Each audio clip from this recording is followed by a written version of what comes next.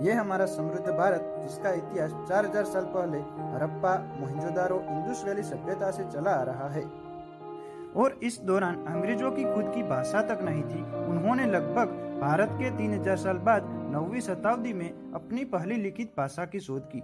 फिर ब्रिटेन के लिए यह कैसे संभव हुआ कि वह इस विशाल और समृद्ध देश पर कब्जा कर ले और 1757 से लेकर 1947 तक उस पर अपना अधिकार चलाए? कारण उनकी आर्थिक शक्ति और अच्छे हथियार। ब्रिटिश ईस्ट इंडिया कंपनी, जिसे पहले ब्रिटिश जॉइंट स्टॉक कंपनी के रूप में जाना जाता था, और यह कंपनी भारत में 1599 में मुख्य रूप से मसालों, रेशम, कपास, अफीम और नील के व्यापार के लिए स्थापित की गई थी। तब ब्रिटिश सरकार का कंपनी पर कोई सीधा संबंध या नियंत्रण अधिकार नहीं था। भारत में अंग्रेजों का आगमन 24 अगस्त 1608 को व्यापार के उद्देश्य से सूरत में हुआ था।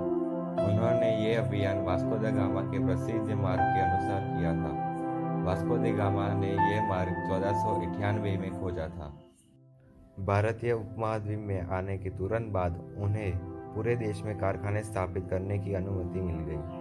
पहला कारखाना 1613 में सूरत में स्थापित किया गया था।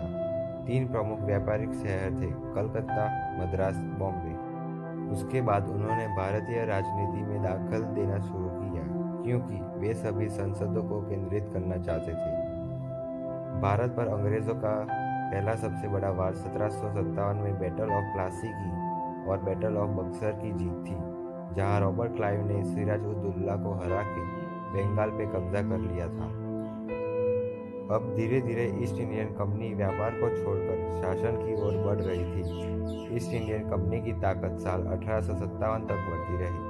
साल 1857 की क्रांति में यह शासन भंग कर दिया गया था। यह भारत की पहली क्रांति थी अंग्रेजों के खिलाफ। भारतीय विरोध 10 में 1857 को शुरू हुआ था। पहले शहीद मंगल पांडे थे। अन्य विरोधियों में रानी लक्ष्मीबाई, कुंवर सिंह, बहादुर शाह, नाना साहेब, तात्या तोपे और बेगम हजरत महल थे। कारण भारतीय और ब्रिटिश सैनिकों के बीच में भेदभाव।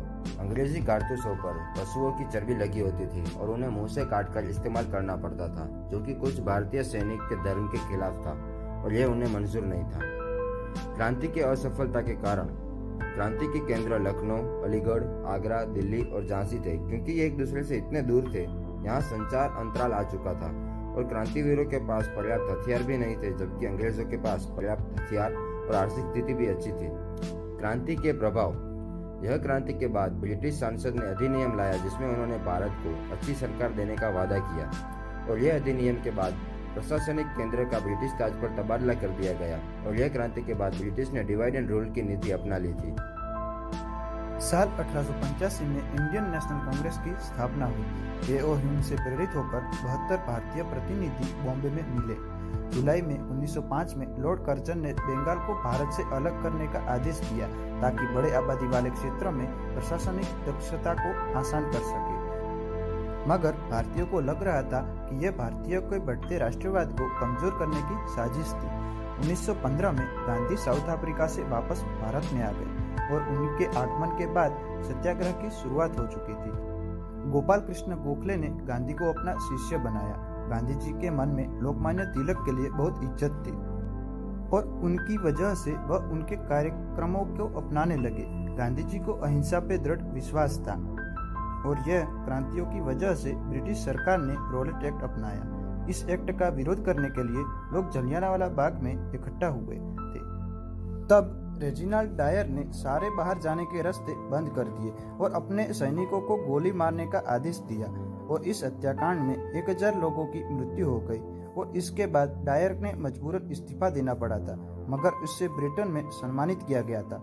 और यह हादसे के बाद रविंद्रनाथ टैगोर ने अपना नाइटहुड का पद त्याग दिया और गांधी जी ने अपना केसरी हिंद पद त्याग दिया। सितंबर 1920 कलकत्ता में गांधी जी ने खादी के उपयोग करने के लिए विनती की। साल 1920 से लेकर 1922 तक गांधी जी ने सहयोग आंदोलन चलाया, मगर चौरी चौरा के हादसे के बाद गांधी जी ने ये सहयोग वापस ले लिया। 1922 तक गांधी जी को 6 साल की जेल हो गई, मगर उन्हें 2 साल के बाद रिहा कर दिया गया। कैद से निकलने के तुरंत बाद उन्होंने साबरमती आश्रम अहमदाबाद की स्थापना की। यह एक नए युग की शुरुआत थी, क्योंकि इस समय पर कई नए क्रांतिवीर सामने आए, जैसे कि जवाहरलाल नेहरू, वल्लभ भाई पटेल, सुभाष चंद्र बोस। 1927 में साइमन कमीशन की नियुक्ति हुई और 1928 तक साइमन कमीशन का बहिष्कार करने के लिए मुंबई में मई 1928 को सम्मेलन रखा गया था और इस एंटी साइमन कमीशन विरोध में लाठीचार्ज की वजह से लाला लाजपत राय की मृत्यु हो गई और उनकी मृत्यु का बदला लेने के लिए महान क्रांतिवीर चंद्रशेखर आजाद ने जेपी सॉन्डर्स की 1928 में लाहौर में हत्या कर दी। 26 जनवरी 1928 में भारतीय संविधान मसौदा हुआ था और इसी साल में इंडियन नेशनल कांग्रेस ने लाहौर में स्वराज्य मूवमेंट को अपनाया।